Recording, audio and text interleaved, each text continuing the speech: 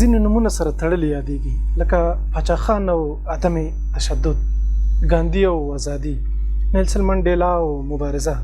همداشان که د لیکوالۍ برخې ته راشو، کله چې په اوسني عصر کې د نثر خبره کېږي نو د استاد اسدالله غضنفر نوم به خامخا یادېږي. که د نوي غزل خبره کېږي نو د پیر محمد کاروان او درویش دراني نومونه به د هر چا په خوله وي. که ناول او کیسې ته سر ورښکاره کوو نو د دغه ماڼۍ په دروازه به د نصیر احمد احمدي نوم تر ټولو لوړ لیکل شوی وي. کله چې د ارواښاد نصیر احمد احمدي نوم اخیستل کېږي نو د بغدادي پیر ناول یادونه به ورسره ضرور کېږي. راځئ نن په دې ویډیو کلیپ کې په همدې ناول خبرې کوو. بغدادي پیر ناول د نصیر احمد احمدي د 15 بېلابېلو کتابونو څخه تر ټولو ډېر پلورل شوی ناول دی چې لومړی ځل د بغدادي پیر په نامه 2020 کې مومن خپرندویه ټولنې چاپ کړی او له هغې وروسته د ډیوډ جونز په نامه په دې وروستیو کې په 8م ځل چاپ شو چې ټول ټال 188 مخه دی. تلوسه پکې تر حده ډېره ده. لوستونکي تر اخره د ځان سره ساتي. بېلابېل کرکټرونه پکې لوبېږي چې د دیني مرشد په جامه کې د یو انګریز جاسوس یا ډیوډ جونز کرکټر تر ټولو مهم کرکټر دی، چا چې د غازي امان الله خان د پاچاهۍ په نړولو کې مهم رول لوبولی. دا ناول د لومړي چاپ پر مهال د ناول لوستونکو په ټوله کې د کتاب لوستونکو د تود هرکلي سره مخ شو. دا هغه ناول دی چې نصیر احمد احمدي په لر او بر وپېژنده. همدا ناول الهه اریان دریته او ملګري مظفر افغان اردو ته ژباړلی دی. بغدادي پیر یا ډیوډ جونز ناول د غازي امان الله خان د واکمنۍ له شروع نه تر نسکورېدو پورې چې کوم حالات تیر شوي دي تر بحث لاندې نیسي.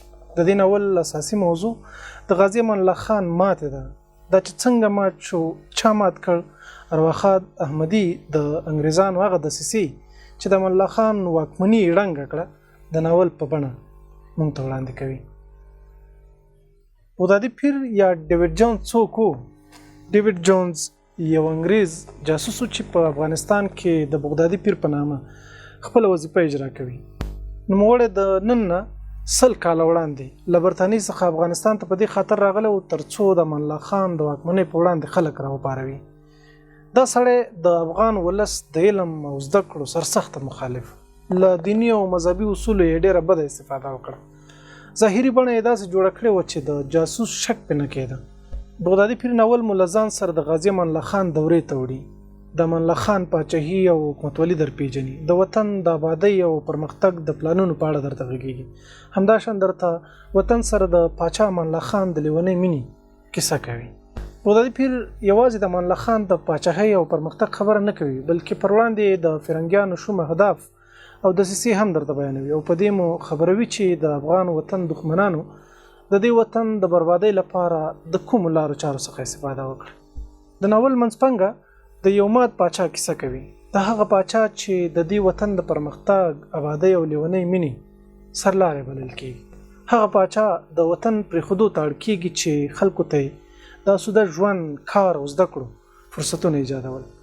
ولس هغه پاچا د واک له ګدۍ لرې کوي چې د ازادۍ په خوند یې پوه کړي او اخر د پردیو په لمسون د څو پیسو په بدل کې د جنسي شهوت په نشه او د خپلې ناپوهۍ له وجې یو مسلمان پاچا تکفیروي چې په نتیجه کې د وطن د پرمختګ، امن، ورورولۍ او سوکالۍ زرین دورې ته د پای ټکی کېښودل کېږي. په دې ناول کې به ولولئ چې څنګه د سیمې استخباراتو د حضرت امان الله خان په ضد بغاوت ته زمینه سازي وکړه. برطانوي جاسوسانو د امان الله خان د حکومت په وړاندې د اسلامي احکاماتو او نواميسو نه استفاده کوله. ډېری وخت به یې داسې انځورونه د پاچا کورنۍ ته منسوبول چې د پاچا کورنۍ پورې هېڅ تړاو نه درلوده. هغه وخت په وطن کې د پوهې کچه بیخي ټیټه وه.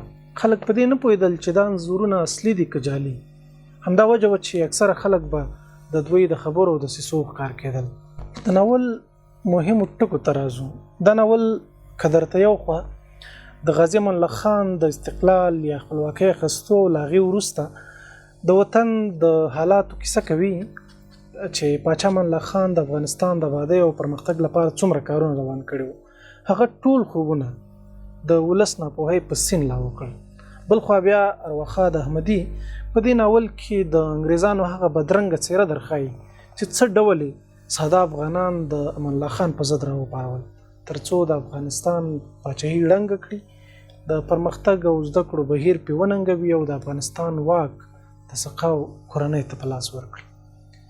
یو خوا که په ناول کې د افغانستان د پرمختګ تعلیمي بهیر د چټکتیا او لرو پرتو سیمو ته د مکاتبو او ښوونکو د لیږلو ترڅنګ بهرنیو هیوادونو په ځانګړې توګه ترکیې ته د لوړو زده کړو په موخه د ځوانانو او نجونو د لیږلو خبره کیږي، نو بل خوا بیا د بغدادي پیر د هغه چلبازۍ او فریبکارۍ خبره هم کوي چې څنګه یې په لرو پرتو سیمو کې د خپلو جاسوسي توکو نه پر استفادې د خلکو ذهنونه خراب او دغه کارونه ورته د اسلام سره په ټکر کې تعبیرول. د دې ناول یوه تر ټولو ښه ځانګړنه دا ده چې زموږ ستاسو د ټولنې ډېر اړخونه یې داسې نقد کړي چې د لوستو پر مهال یې لوستونکي مني چې هو زموږ په ټولنه کې دغه ستونزې شته. یوه بله موضوع پکې د افغان ضد کړیو په اړه ده چې څنګه دوی د اسلام له نامې استفاده وکړه، څنګه اسلام د خپلو موخو او د افغان ولس د دوکه کولو لپاره وکاروه. بله مهمه موضوع پکې د وخت د ارزښت ترڅنګ د ولسي شعور ده چې امان الله خان ته یې ډېر ارزښت درلوده، خو ولس د امان الله خان په ارزښت پوه نه شو او یوه ستره هستي یې له لاسه ورکړه. د ناول ځینې برخې په ولسي کچه د مذهبي نفاق په اړه تورې شوي چې انګریزانو د کومو لارو چارو څخه استفاده کوله څو په ټولنه کې مذهبي نفاق پیدا کولو ته زمینه سازي وکړي. نو پکار ده چې موږ تاسو ورته په اوسنیو حالاتو کې پام وکړو او د مذهبي نفاق مخه ونیسو. د ناول تر ټولو ځورونکې برخه د پاچا امان الله خان د وطن پرېښودو ده او همدا شان واک ته د سقاو د زوی رسېدل او په افغانستان د تلپاتې بدبختۍ ډېره کېدل دي. د استاد اجمل ښکلي په وینا بغدادي پیر په هغه مؤثرو ناولونو کې دی چې ورکلاري ځوان نسل ته لار ښایي او په دې پوهوي چې موږ څرنګه د پرمختګ فرصتونه له لاسه ورکړو، څرنګه وغولېدو او استخبارات څرنګه له درواغو واقعیتونه جوړوي.